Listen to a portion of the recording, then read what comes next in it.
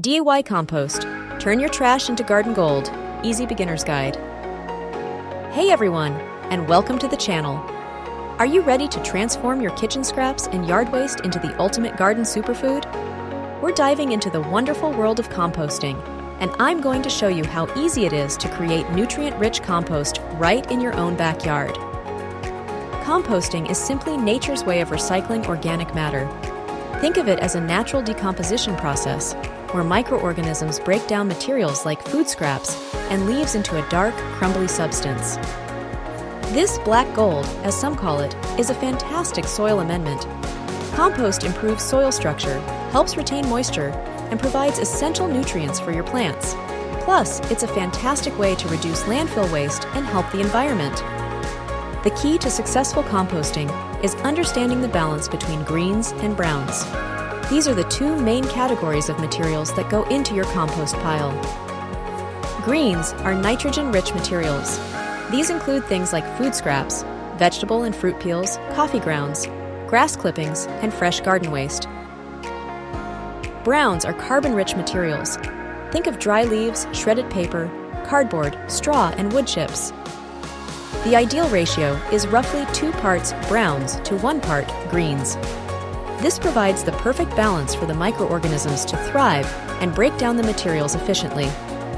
Now, let's talk about what not to compost. Avoid meat, dairy, oily foods, diseased plants, pet waste, and chemically treated wood. These items can attract pests, create unpleasant odors, or introduce harmful substances into your compost. All right, let's get our hands dirty and build a compost pile. You have a few options here: a simple pile on the ground, a compost bin, or a compost tumbler. For a pile on the ground, choose a well-drained spot in your yard. Start with a layer of browns at the bottom to provide aeration. Then, alternate layers of greens and browns, moistening each layer as you go. This layering helps to create a diverse environment for the microorganisms. If you're using a compost bin, follow the same layering process. Bins help contain the compost and keep it looking tidy. For a compost tumbler, follow the manufacturer's instructions. Tumblers make turning the compost much easier. No matter which method you choose, moisture is key. Your compost pile should be damp like a wrung-out sponge. Maintaining your compost pile is crucial for speeding up the decomposition process. The most important thing is turning the pile regularly.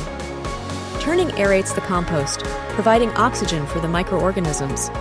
This helps them break down the materials more quickly. Aim to turn your compost pile every week or 2. You can use a pitchfork or a compost aerator to do this. Also, keep an eye on the moisture level. If the pile is too dry, add water. If it's too wet, add more browns. Sometimes, things don't go exactly as planned. Let's troubleshoot some common composting problems. If your compost pile smells bad, it probably has too much nitrogen. Add more browns and turn the pile more frequently to aerate it.